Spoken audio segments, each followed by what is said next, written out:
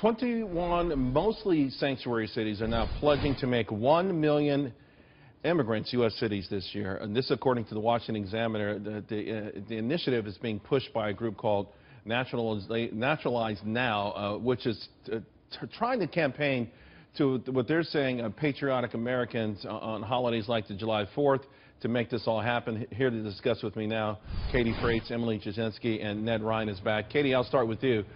You know, the sanctuary cities, again, very defined with respect to President Trump. And I would even argue what's happening across the nation in terms of a pushback on this kind of thing. And now they've established a goal of 1 million. Right, but this is actually, seems like what we would want them to do. They're getting these people to apply for citizenship, to start down the legal path to becoming an American citizen. That's what we've wanted for a long time. So at least these sanctuary cities are taking a step in the right direction of not just harboring illegal immigrants, but encouraging them and showing them how to continue the process to become a naturalized American citizen. Emily, that's an interesting take. However, you know, if you start with the notion that maybe you broke the law coming here illegally and that you're being provided shelter by these cities, particularly for people who've committed additional crimes, it might just be simply masking a problem rather than fixing it.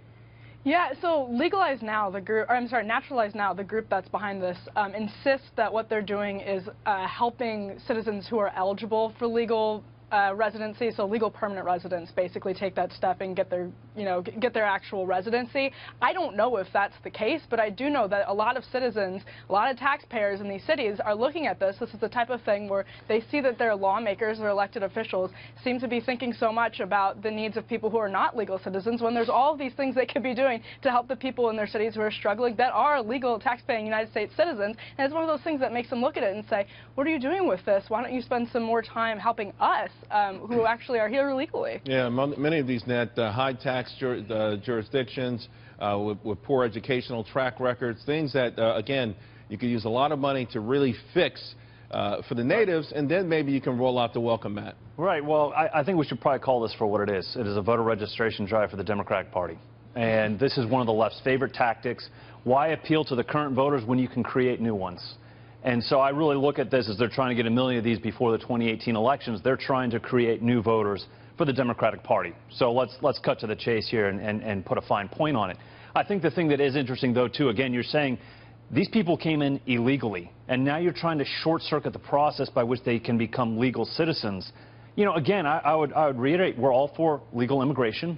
We're all for people coming here and assimilating and really buying into the American dream if they go through the proper process and how they become American citizens. I mean, Katie, our birth rates hit an all-time low last year, so we need more people in this country, I think, particularly, to buy those starter homes and all those sort of things that work in the economic chain, food chain. But these same cities, again, and I know you see a silver lining here perhaps, but we do know that these sanctuary cities have been very defiant. And by the way, we've reached out to Naturalize Now. We haven't heard back from them yet. But I still think they're defiant against federal laws and against the will of generally of the American people. Absolutely, Charles. You're entirely correct. Sanctuary cities, just even that concept is wrong. It flouts American law. It goes against everything we stand for, and it creates a dangerous environment for legal immigrants, for American citizens. Sanctuary cities are wrong and should not exist. However, I am trying to find a silver lining in this and saying at least they're not just harboring. At least they're trying to help people naturalize. Ned? No, I think that you have to take a strong stance against some of these cities that are on the list. Again, I saw San Francisco, I saw Los Angeles. I tell you what, why don't you try working without federal dollars? See how your pension plans work at that point. If you want to be in defiance of the law, try going it alone without federal dollars, and I bet 6 months from now, your pension plans, you'll be bankrupt. And I think that's what I think that's what Trump and the administration has to really start thinking about. If you want to defy us and be on the other side of the rule of law, we will take the necessary steps to help bring you back into, the rule of law. Emily?